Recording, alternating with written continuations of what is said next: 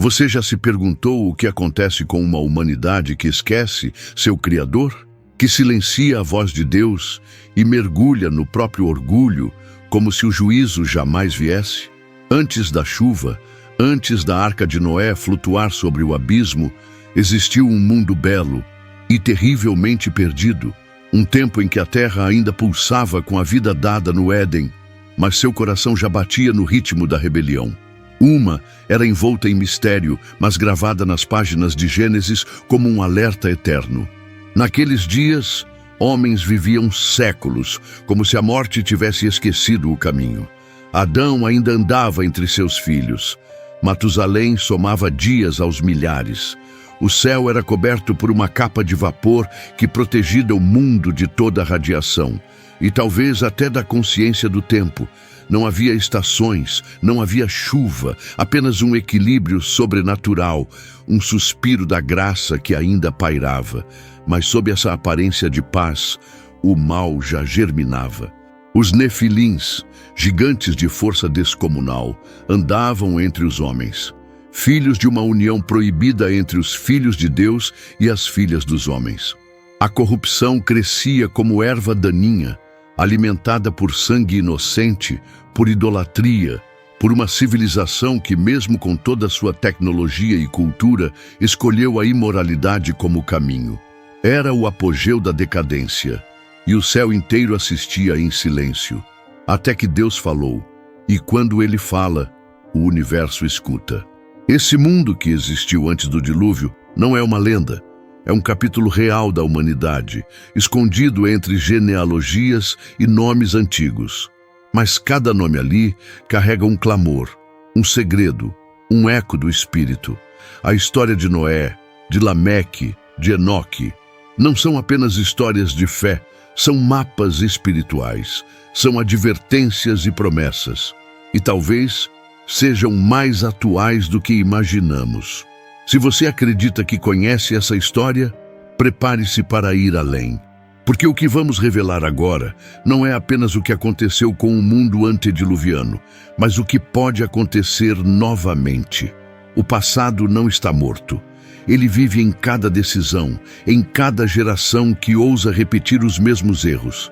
Então, respire fundo, porque estamos prestes a abrir as janelas do céu e olhar de frente para o tempo que antecedeu o juízo de Deus. No princípio, os dias dos homens não eram contados com pressa. A vida se estendia como um rio sem fim, e a morte parecia um visitante esquecido. Adão caminhou por 930 anos, tempo suficiente para ver gerações nascerem e se corromperem. Matusalém viveu ainda mais, 969 anos de história viva sobre a terra. Era como se a eternidade ainda respirasse entre os homens, como se a queda no Éden não tivesse fechado completamente as portas da vida. Mas por que tamanha longevidade? Que ambiente abrigava corpos tão resistentes, almas tão duradouras? A Bíblia insinua e estudiosos sugerem: o mundo era envolto por uma capa de vapor, uma proteção celestial que impedia a radiação solar e estabilizava o clima. A natureza ainda sussurrava o eco do paraíso, e o corpo humano, feito à imagem de Deus, florescia sob um ambiente quase perfeito, quase porque algo já estava em decomposição. Esse tempo estendido não era apenas um dom, era uma responsabilidade. Imagine ter séculos para moldar sua descendência, transmitir valores ou perpetuar o pecado. Cada geração vivia tempo suficiente para influenciar profundamente as próximas. E à medida que os anos se acumulavam, a corrupção também crescia em espiral. A longevidade que poderia ser bênção, aos poucos, se tornava testemunha do agravamento de uma ferida espiritual. Adão viu o mundo se transformar diante de seus olhos.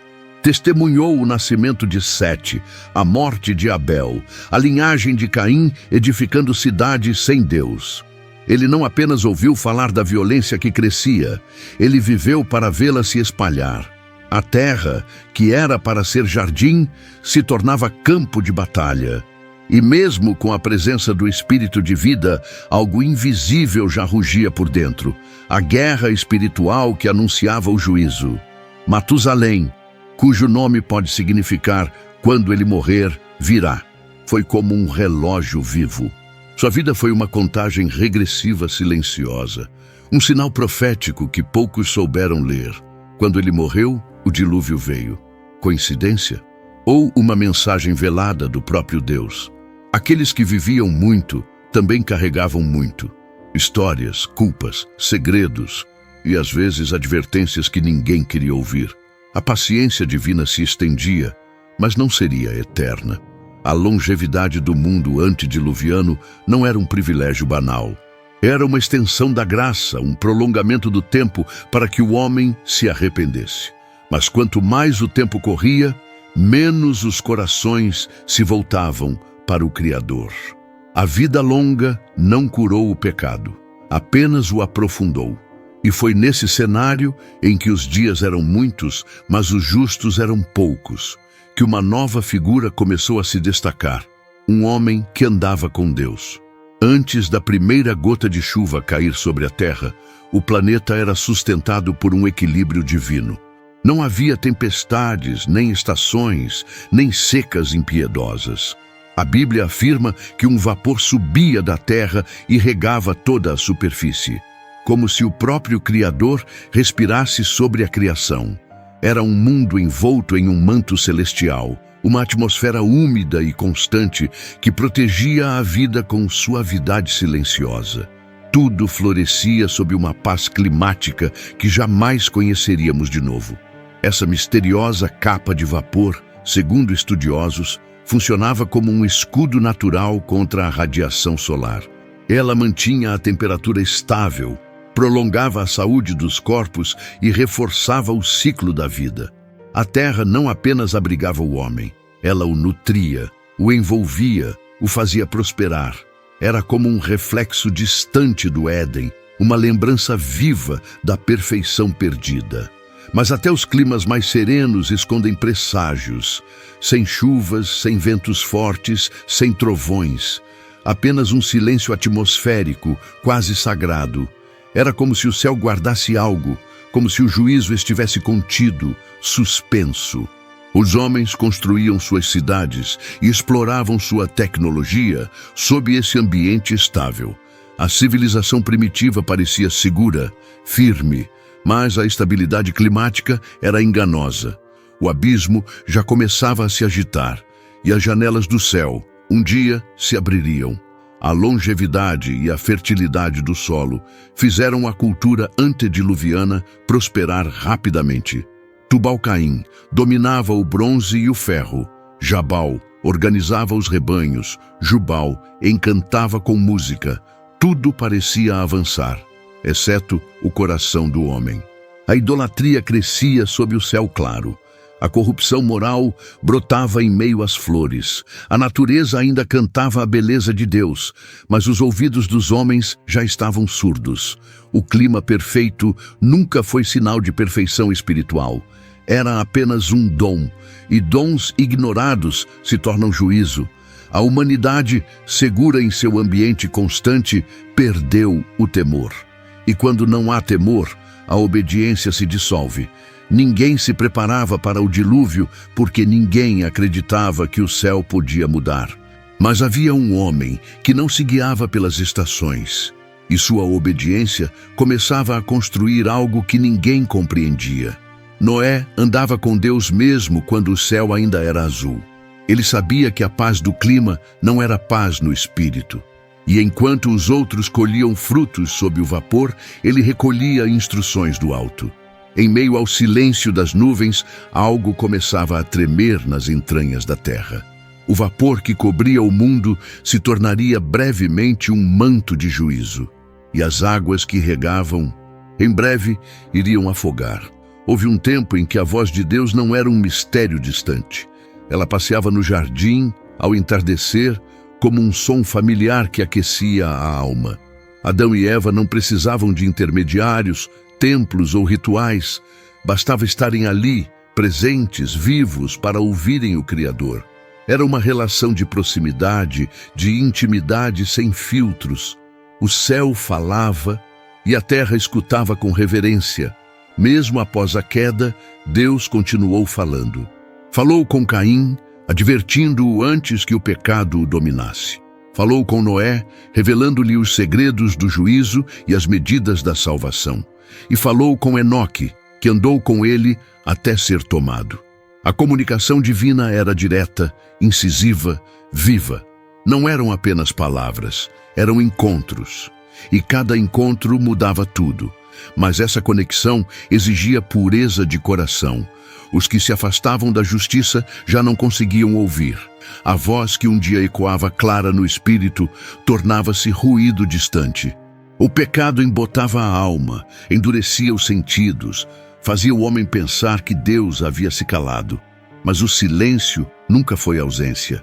Foi resposta à recusa de escutar. E poucos tinham ouvidos para discernir o invisível. Enoque foi um desses poucos. Ele não apenas ouviu, ele seguiu. E ao segui-lo, desapareceu da terra, levado por uma dimensão que os olhos naturais jamais compreenderiam. Sua história é um lembrete de que a fé verdadeira nasce da escuta. Não da escuta ansiosa, mas da escuta obediente. Deus não quer apenas ser ouvido, Ele quer ser seguido. E cada palavra dele é uma estrada. Noé, em seu tempo, ouviu instruções que pareciam absurdas. Uma arca, sem sinal de chuva, um juízo, em meio à calmaria. Mas quando Deus fala, não se trata de lógica, trata-se de confiança. E enquanto todos viviam guiados por seus próprios entendimentos, Noé escutava e construía. Cada martelada era um eco da voz divina. Cada medida, um ato de fé. Cada prego, um passo na redenção. Hoje muitos dizem que Deus está em silêncio, mas será que Ele se calou? Ou nós deixamos de ouvir? O mundo antes do dilúvio nos mostra que a voz do Altíssimo sempre ecoa, em advertências, em promessas, em chamados. A questão nunca foi se Deus fala. A questão é, quem está disposto a escutar? Quando as palavras dele vão contra tudo o que os olhos veem. Entre os relatos mais misteriosos das Escrituras, há um que soa como um eco sombrio do céu em guerra. O capítulo 6 de Gênesis nos revela que os filhos de Deus tomaram para si as filhas dos homens, e disso nasceram gigantes. Esses seres, chamados Nefilins, não eram apenas grandes em estatura, mas poderosos em perversidade. Suas presenças dominavam a terra como sombras vivas do caos. Eram sinais de que algo cósmico havia se rompido. Esses gigantes não foram simples anomalias da natureza. Eles representavam a mistura proibida entre o espiritual e o carnal, entre o que era celeste e o que era terreno. Anjos caídos, rebeldes, liderados por Lúcifer, cruzaram limites impostos por Deus e tocaram o que não deviam tocar. O resultado foi monstruoso, literalmente. Os Nefilins se tornaram símbolos da rebelião encarnada, da corrupção visível, da degradação espiritual materializada. Não era apenas uma questão de tamanho, era uma questão de influência. Esses seres passaram a dominar os homens, espalhar violência, ensinar práticas ocultas e a corromper a moral com um tipo de mal que parecia novo. Mas era apenas o antigo orgulho vestido de poder. Eles não apenas preenchiam a terra, eles a dominavam com medo e sangue. Onde havia um Nefilim, havia destruição. Onde eles pisavam, Deus era esquecido. Esse cenário tão brutal não surgiu do nada. Foi o resultado de uma guerra espiritual que começou nos céus, quando Lúcifer, agora Satanás, desceu para arrastar com ele 1/3 dos anjos. Eles não desistiram de dominar.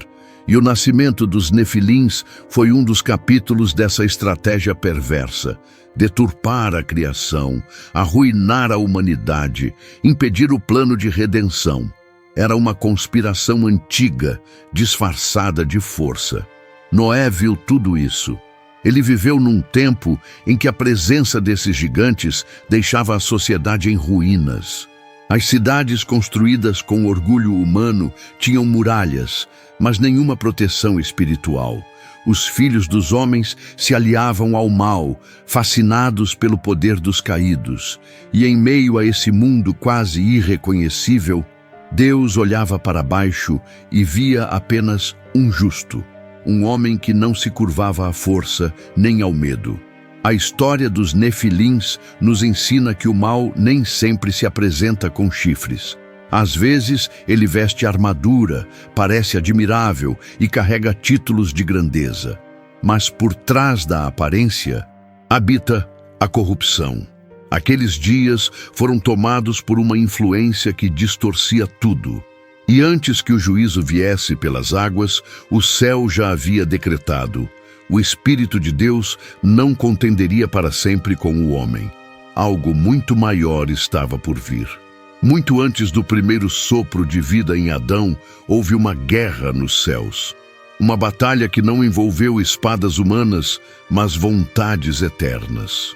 Lúcifer, o anjo da luz, criado com perfeição e beleza, olhou para si mesmo e desejou ser como o Altíssimo. O orgulho foi sua ruína. A criatura quis tomar o lugar do Criador, e com essa rebelião, o universo inteiro tremeu. O mal não nasceu entre homens, mas entre anjos.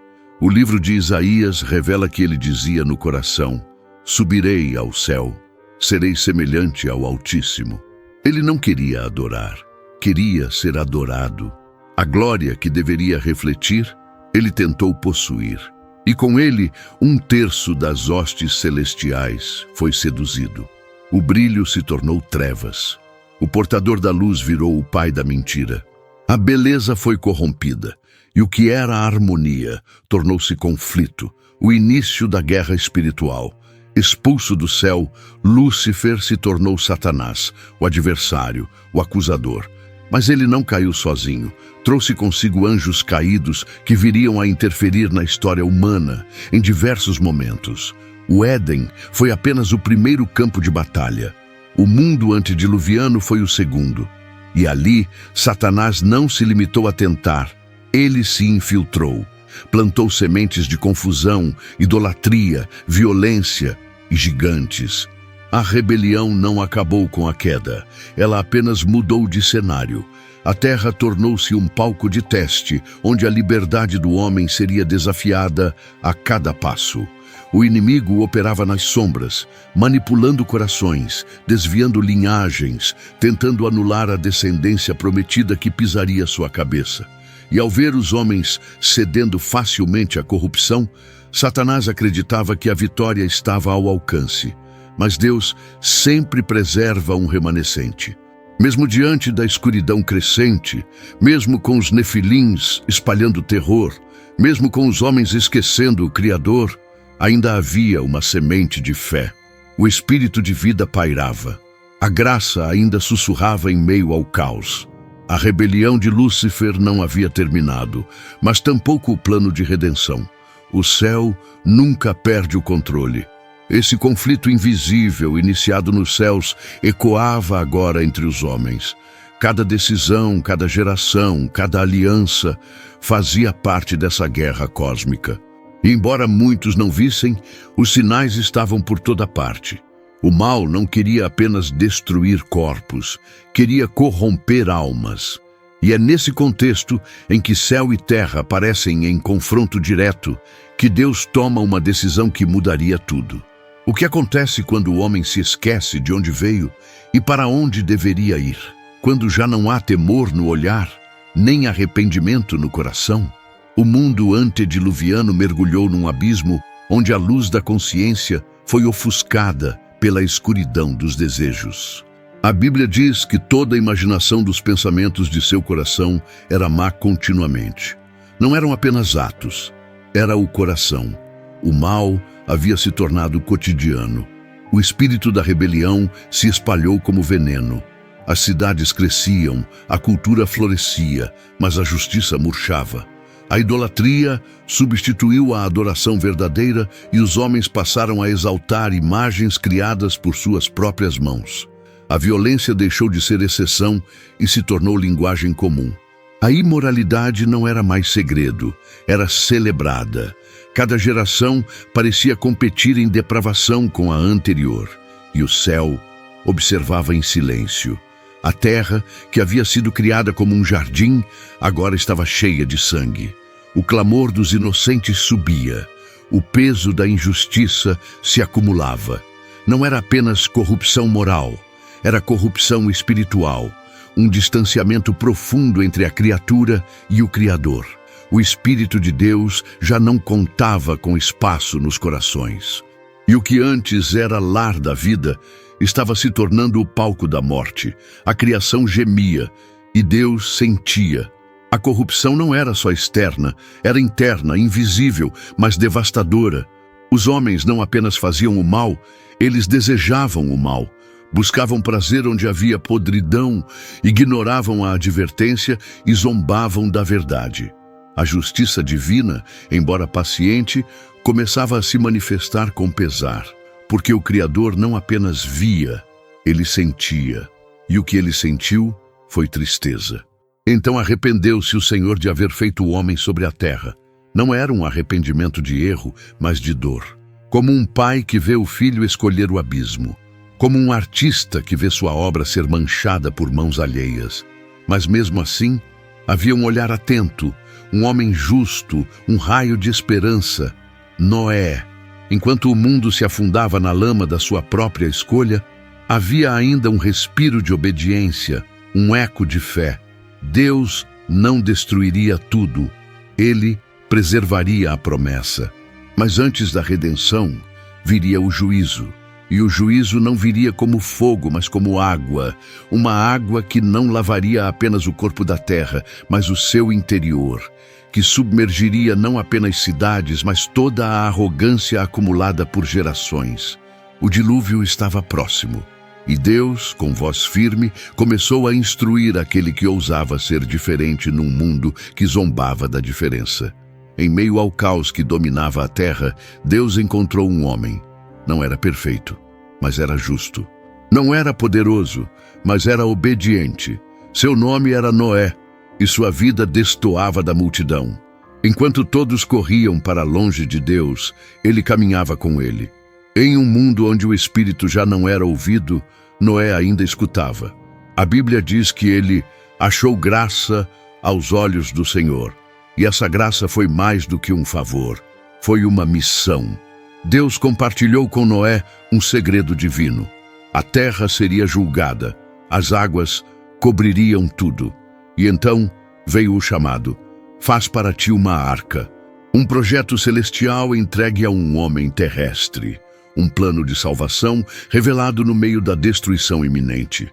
A arca não era apenas madeira de gofer, breia e medidas. Era símbolo, era refúgio, era obediência transformada em estrutura. Durante 120 anos, Noé construiu sob zombarias, críticas, incredulidade, mas cada martelada ecoava fé, cada tábua falava de justiça, e mesmo sem nunca ter visto chuva, ele continuou. Porque quem ouve Deus não precisa de confirmações humanas. Enquanto os homens se divertiam com sua violência, se embriagavam com sua própria maldade, Noé reunia os animais limpos e impuros, seguia as medidas sagradas e preparava sua casa para algo que ninguém mais acreditava. Ele não apenas construiu uma arca, ele construiu um legado, um ponto de virada na história, um altar flutuante entre o juízo e a esperança. A fé de Noé não foi apenas acreditar, foi fazer, foi obedecer, mesmo quando tudo parecia irracional. Foi lutar contra a zombaria, contra o tempo, contra os próprios questionamentos internos. Foi acreditar que a graça de Deus era real, mesmo quando as nuvens não diziam nada. Sua história é a lembrança de que um só justo pode fazer a diferença para toda a humanidade. E quando a arca ficou pronta e os animais começaram a entrar e a porta foi fechada, o silêncio se instalou. O que viria a seguir não seria apenas uma tempestade, seria a mudança definitiva da terra. A justiça estava prestes a descer das nuvens, e a promessa, escondida entre as ripas da arca, era que mesmo quando tudo parece acabar, Deus sempre prepara um novo começo. Então o céu, que durante séculos havia guardado silêncio, se abriu. Choveu por 40 dias e 40 noites, mas não foi apenas chuva. As fontes do grande abismo se romperam. As janelas do céu se abriram. Era como se o próprio universo chorasse pelo pecado da humanidade. E a água, elemento de vida, tornou-se agora instrumento de juízo. As montanhas mais altas desapareceram. As cidades foram engolidas. Os gritos cessaram.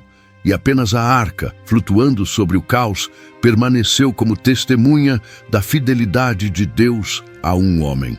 Por 150 dias as águas dominaram tudo. Nada sobreviveu fora da arca. Nada, exceto a esperança que navegava dentro dela. O corvo, enviado por Noé, voou de um lado ao outro. A espera era longa, e o mundo lá fora estava irreconhecível. Até que uma pomba trouxe uma folha de oliveira, sinal de que a terra começava a respirar novamente. Era o suspiro do renascimento, o símbolo de que, mesmo após o juízo, Deus ainda oferece reconciliação.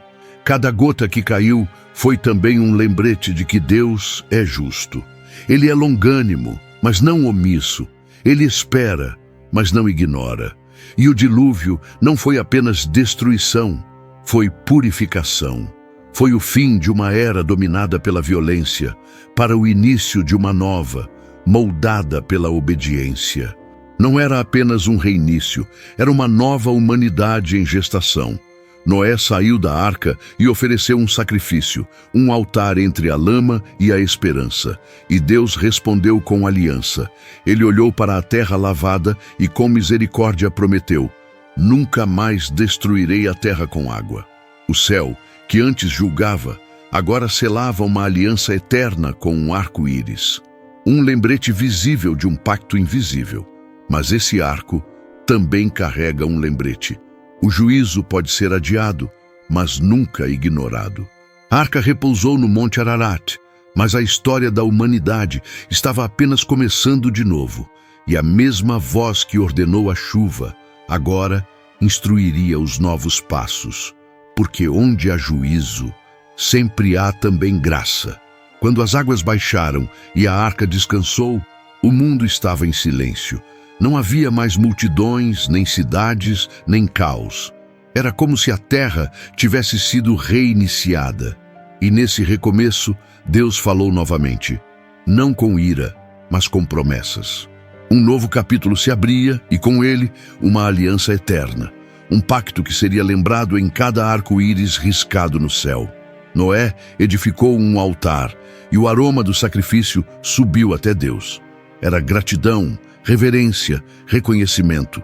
E ali o Criador fez um voto. Nunca mais amaldiçoarei a terra por causa do homem. A justiça tinha sido cumprida e agora vinha a graça restauradora. Não era apenas uma promessa de não destruir.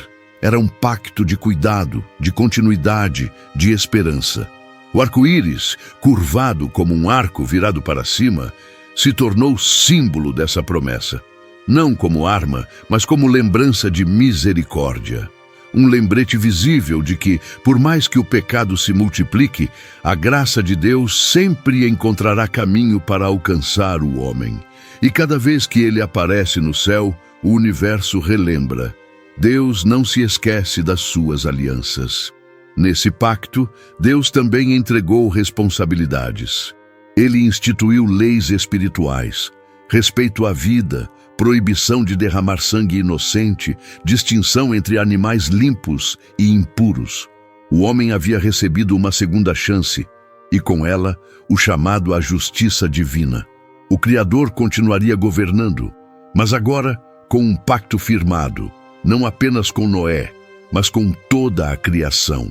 A aliança era mais do que um acordo, era um reflexo da fidelidade de Deus. Mesmo sabendo que o coração humano continuaria inclinado ao mal, ele decidiu manter a terra. Decidiu continuar escrevendo a história, porque a redenção não terminaria em uma arca, mas começaria com ela. Cada geração futura carregaria esse selo. Fomos salvos por misericórdia, não por mérito. E o arco-íris, suspenso entre céu e terra, permanece até hoje como ponte entre juízo e esperança. Um lembrete de que Deus é fiel mesmo quando o homem falha. Mas com essa fidelidade vem também o chamado viver de forma digna do pacto.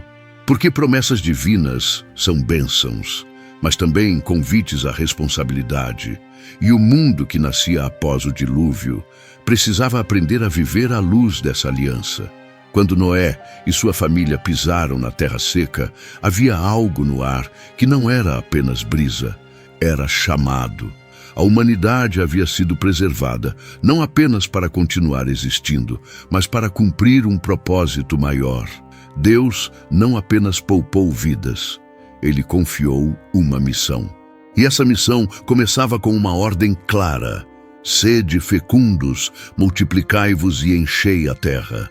Mas não era apenas sobre povoar geografias, era sobre espalhar valores, levar consigo os princípios da vida, da obediência, da justiça divina. O sangue inocente, tão banalizado antes do dilúvio, agora teria um peso sagrado. Deus proibiu o derramamento de sangue, elevando o valor de cada vida como reflexo de sua imagem. O mundo novo precisava ser construído sobre a reverência à vida. Além disso, Deus concedeu ao homem domínio sobre os animais, marcando a autoridade restaurada, mas também a responsabilidade. A criação não era mais uma selva, era um campo de cuidado. A vida selvagem olhava agora para o homem como alguém que carrega o reflexo do Criador. Era o início de uma nova relação entre o homem e a natureza, não de exploração, mas de mordomia espiritual. Noé tornou-se o novo patriarca da terra, o segundo Adão, não por escolha, mas por chamado. Sua descendência traria culturas, povos e nações. Cada nome que surgiria de sua linhagem carregaria não só genética, mas também legado. A nova humanidade começava com um lembrete eterno: fomos salvos por Deus. Agora, precisamos viver como quem carrega esse selo no coração. Mas o tempo mostraria que o homem ainda carrega rachaduras internas. A multiplicação não apagaria o pecado. Ela o espalharia novamente. E mesmo com leis, aliança e sinais, o coração humano precisaria de algo maior que uma arca. Precisaria de um Salvador. A nova missão da humanidade apontava para isso. Multiplicar, sim, mas também guardar, obedecer, ensinar, refletir o Deus que preservou.